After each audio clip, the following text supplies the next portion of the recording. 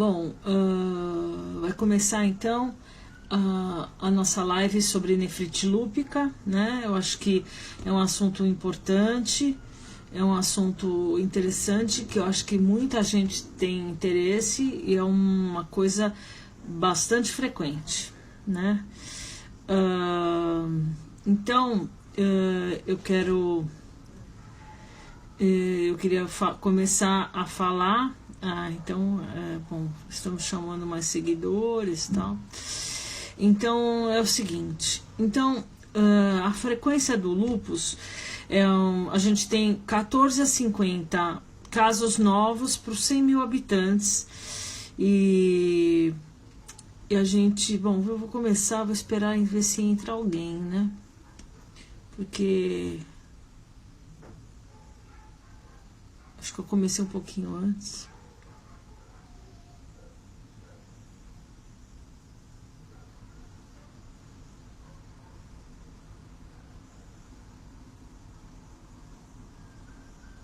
Entrou uma pessoa. Oi. Tudo bem? Vamos começar daqui a pouquinho já. A Neide, tudo bem? Espera entrar mais umas duas pessoas e a gente vai começar. Tudo bem. Pode entrar. Isso. Boa noite, obrigada. Obrigada, beleza. Então já tá começando a entrar o pessoal. Bom. Beleza. Então nós vamos começar. Jamile, oi Jamile, beleza? O João. Então vamos lá. Boa noite, gente. Então vamos começar. Então assim, bom, eu estava falando que o lúpus é uma doença hoje em dia, antes não era conhecida, hoje em dia muita gente já conhece. É uma doença que tem muitas, a Jamile, minha pacientinha, conhecida, né, bonitinha. Hoje ela é uma moça. Então, é uma doença que hoje é muito mais conhecida, né? E a gente tem 14 a 50 casos novos por ano, por 100 mil habitantes. E é uma doença que tem muito acometimento renal. Então, assim, é uma doença multissistêmica. Ela tem um acometimento que pode ser só pele, mas pode ser articular, pode ser sistema nervoso central, pode ser fâneros, né? Pode ser cabelo, pode ser couro cabeludo, pode ser articular. Tem muitos acometimentos. E oi Chico, tudo bem? Minha mãe também. Pode ter muitos acometimentos e também o rim é muito prevalente. Existem trabalhos mostrando que em necrópsias de lúpicas, o rim pode estar acometido em 90% das vezes, né? Então, assim, e em pacientes com exames clínicos alterados, em 50% a 70% das vezes ele pode ter alguma alteração. Então, tem uma prevalência bem alta, né, de alguma alteração em algum momento da vida das lúpicas. Eu falo lúpicas de uma forma geral porque, assim, ele, de uma forma geral, ele acomete 9 mulheres para cada homem. Existem alguns relatos dizendo que tem a ver com parte hormonal. E tem alguma coisa bem interessante nisso, porque os extremos da vida, ou seja, as crianças ou as pessoas acima de 45 anos, são muito menos acometidas.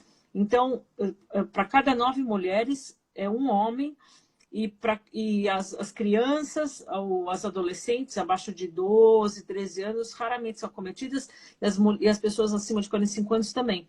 Então, por isso que tem muito a ver mesmo com a parte hormonal feminina. Obrigada, Wellington. E aí, o que acontece? Então, tem muito a ver mesmo com a parte hormonal feminina. Tanto que tem a ver com o uso, às vezes, de pílulas de dosagem hormonal alta, pode ter uma exacerbação durante a gestação. Então, tem relação com esse tipo de coisa, né?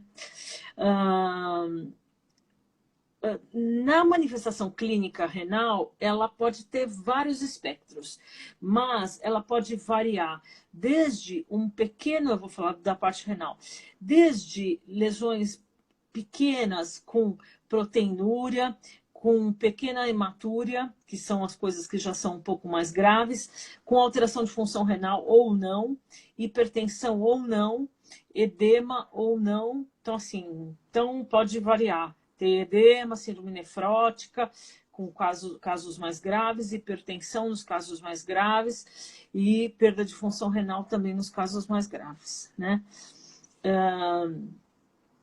E isso, a biópsia acaba que nos casos em que você tem uma proteinúria mais importante, uma hematúria mais importante, ou hipertensão, ou perda de função renal, a biópsia é muito importante. É difícil você tratar uma nefrite lúpica sem você ter biópsia.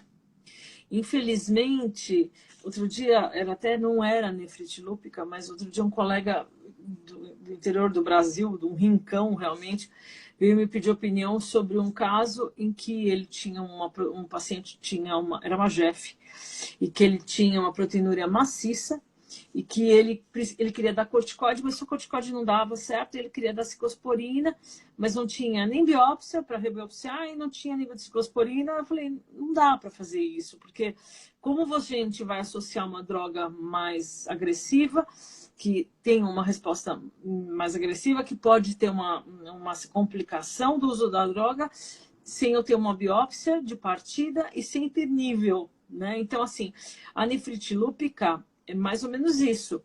Porque se eu tiver formas moderadas ou formas leves, eu não preciso tratar. Então, pelo próprio exame de urina, ou pela creatinina, ou a ausência de hipertensão, eu não vou tratar. Então, aí eu já parto do pressuposto que esse doente vai ter uma boa evolução e eu não vou precisar tratar. Então, eu vou começar a falar agora, correlacionar as classes histológicas com o aspecto clínico, né? Como eu avalio pelo exame de urina, eu penso como correlaciono isso e depois eu vou falar do tratamento, tá? Então, é assim, em relação a como eu penso, né? Por exemplo, classe 1 não existe nenhum acometimento renal, né? Classe 2, na biópsia, eu sei que isso talvez seja um pouco mais técnico, mas eu estou vendo que tem bastante gente da área da saúde que entra, que frequenta aqui e gosta de saber. A classe 2 é uma classe que você tem alterações mínimas,